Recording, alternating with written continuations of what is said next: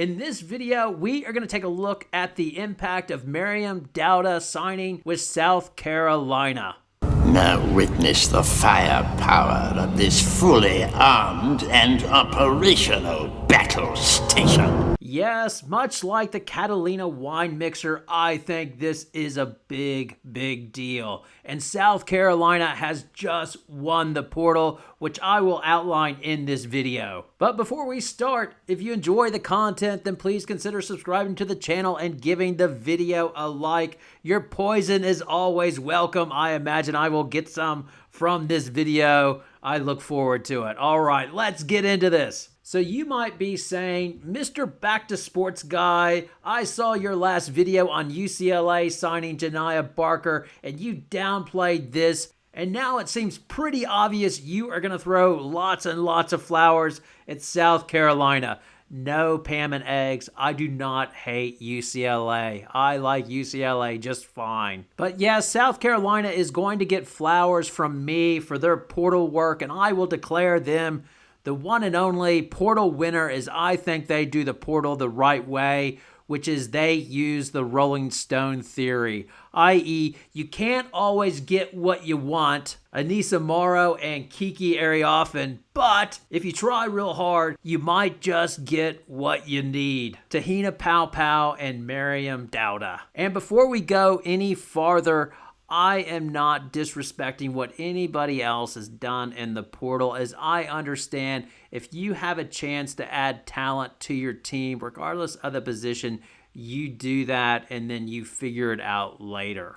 But at the same time, it is very nice to be South Carolina and just be able to cherry pick the portal for your exact want and need. And basically, obviously, South Carolina's big need was a little bit more depth in the post, as they had lost Camilo Cardoso to the WNBA draft. I know, poor South Carolina, they lost Cardoso and all they have is Ash Watkins to step in and the number 28 rated recruit Adele Tack, who's 6'5", and looks like she is going to be a good player. But if you were going to poke one vulnerability at South Carolina, and I think it's a bit of a reach, you would say they did not have enough depth in the post, and this cures that ill with the signing of Dauda. I know there was speculation that Kiki Arioffen was potentially looking to come to South Carolina. I don't think most really thought that was a serious threat, as she wanted to stay in California. And in so many ways, the signing of Dauda is the perfect fit for South Carolina. And if you were a critic of this signing, you might say, well, she's not in Charlie Cream's top 25 portal rankings. And well, I'd say to you, during the previous offseason, Tahina Pow was rated as the number 7 most valuable transfer, if you like, and it was pretty clear as season ended and South Carolina won another championship. She was definitely in the top 3 of transfers through the portal, as she gave South Carolina exactly what they needed, which was outside shooting. And Dauda gives South Carolina exactly what they need for this season, as they need a center that can play defense. She was ranked in 2021 as the number 13 rated recruit in high school, and then before the championship high school game, she tore her ACL. As a result, she missed the 2021-22 season. She came off the bench in 22-23, averaging 3.5 points per game, but she really broke out in 23-24, as she was a starter, averaging 10 points, 6.3 rebounds, 2.2 blocks a game. Pretty efficient, shooting 45% from the floor. As I mentioned, she started out slow her redshirt freshman year, or got limited minutes, 11 minutes per game. And she credited the improvement in her game was basically that she stayed at Arkansas over the summer and worked with the strength and conditioning coach, saying, I just felt like I had a chip on my shoulder. Dauda said I needed to go in there and show that this is the old Mariam. This is the Mariam that was playing in high school. I was just going in and to show them that this is the person you guys recruited. So you can tell that she's a willing worker and not just going to go and transfer out just because she's not getting playing time. The other thing is she's very mature because she immigrated to America from Nigeria at a young age. So at the age of 12, she moved to Arkansas and lived with her older brother who has a wife and 2 kids. She talks about how the initial transition was tough.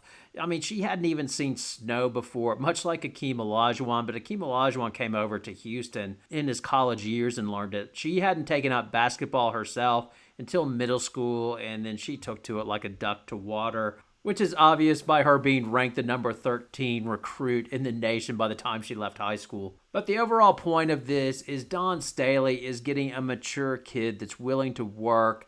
And yes, she might not have the offensive firepower of a Kiki Arioffen, but she is exactly what South Carolina needs, as she's a willing defender and can play hard. They don't need an offensive center with all the firepower that they have in their backcourt. When you have a Tessa Johnson, a Full Wiley, Tahina Paopao, Raven Johnson, and the list goes on, you don't need your center to be WNBA Asia Wilson. As like I said, in the backcourt, you've got Raven Johnson, Tahina Paopao, Malaysia Full Wiley, and then as backup point guard, you got a Maddie McDaniel coming in, another highly rated recruit. At small forward, you have Bree Hall, who's 6 foot, and Tessa Johnson. I mean, Tessa Johnson is 6'1". It can swing between small forward and guard. And then power forward, you've got Chloe Kitts, Sanaya Fagan, Joyce Edwards incoming number 3 recruit. And then at center, obviously, you have 6'3" Ash Watkins, Sakima Walker, who's 6'5", and Adele Tack, who's 6'5".